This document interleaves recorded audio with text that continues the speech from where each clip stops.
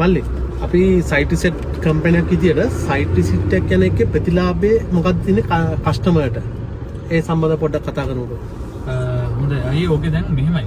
කස්ටමර්ට තමයි ඇත්තටම ලොකු බෙනිෆිට් එක තියෙන්නේ. අපිට යන එක නෙවෙයි. ඇත්තටම කස්ටමර් තමයි ලොකු බෙනිෆිට් එකක් තියෙන්නේ. අපි දැන් නිකන් හිතුවොත් පළවෙනි එක තමයි කස්ටමර්ට මොන වගේ ඉඩමක්ද තියෙන්නේ.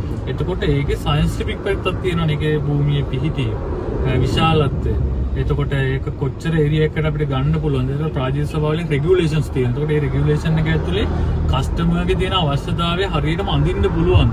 එතකොට මෙන්න මේ වගේ දේවල් ටික පළවෙනියටම බලන්න ඕනේ. එතකොට ලෑන්ඩ් එක අපි ස්ලෝප් එකක්ද? නැත්නම් ගේ ස්ටෙප් කඩලා ගහනවද? එහෙම නැත්නම් අපි කට් ඇන්ඩ් ෆිල් එකකට යනවද? එතකොට මේ තාක්ෂණික කාරණා ටික අපිට ඔක්කොම බලන්න වෙනවා මෙන්න මේ පොයින්ට් එකේදී. එතකොට පළවෙනිම වාසිය තමයි කස්ටමර්ට හම්බෙන කස්ටමර්ගේ ලෑන්ඩ් එක අපේ ඉන්ජිනියර් කෙනෙකුට එහෙම නැත්නම් ආකිටෙක්චර් කෙනෙකුට සම්පූර්ණයෙන්ම පෙන්න ගැනීමේ හැකියාව තියෙනවා. කියන්නේ අපේ පැහැදිලිවම හොඳ අපේ ස්කිල් ටීම් එකකට මේක පෙන්න ගන්න පුළුවන්. ඒක තමයි පළවෙනි එක. එතකොට දෙවෙනි එක තමයි ඒකට තව මොනවා හරි රිටේනින් වෝල් එකක් හරි. ඒ කියන්නේ අපිට නිවසට අමතර ඉදිකිරීමක් මොනවා හරි අපි හිතමු කරන්න වෙනවා කියලා. ගොඩක් වෙලාවට කාණු පද්ධතියක්. මේ වගේ දේවල් සාමාන්‍ය කෙනෙක් මේක කන්සිඩර් කරන්නේ නැහැ. වැස්සාම වතුර ටික බහැලා යනවානේ කියලා කියනවා. නමුත් ඒකේ තාක්ෂණික පැත්තක් තියෙනවා. ඒතර මෙන්න මේක ගැන කවුරුත් කතා කරන්නේ නැතුව මේ කාණුවක් එහෙම නැත්නම් රිටේනින් වෝල් එකක් ගහන්න ඕනද? එහෙම නැත්නම් අපි හිතමුකෝ වෙනත් ආකාරයේ මොකක් හරි වෙන ගෙදරකින් වෙන බලපෑමක් අපිට නවත්ත ගන්න මොකක් හරි තාප්පයක් හරි මොකක් හරි මෙන්න මේ දේවල් ගැන අපි මේ සයිට් විසිට් එකේදී කතා කරනවා. එතකොට දෙවෙනි එක තමයි ඒක. ඊට පස්සේ තමයි තුන්වෙනි එක තමයි අපි ගේ හදන්න යනකොට අපි කතා කරන්නේ තුන්වෙනියට.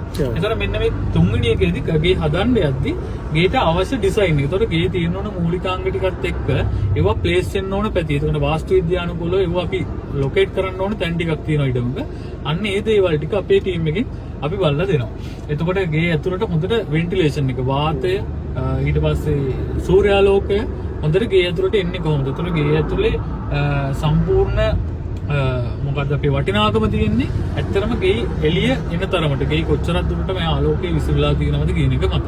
ඊට පස්සේ අපිට ගෙදර පාකින් එක දාන්න මොන පැත්තද? එහෙම නැත්නම් ලෑන්ඩ් එකේ ඇක්සස් එක ගන්න මොන පැත්තටද? ඊට පස්සේ අන්නේ දේවල් මේ හැම දෙයක්ම ඩිසයිඩ් කරන්න වෙන්නේ මෙන්න මේ පළවෙනි විසිට් එකේ. එතකොට ඒත් එක්කම තමයි අපි කොන්ට්‍රැක්ට් එකකට දෙනවනේ.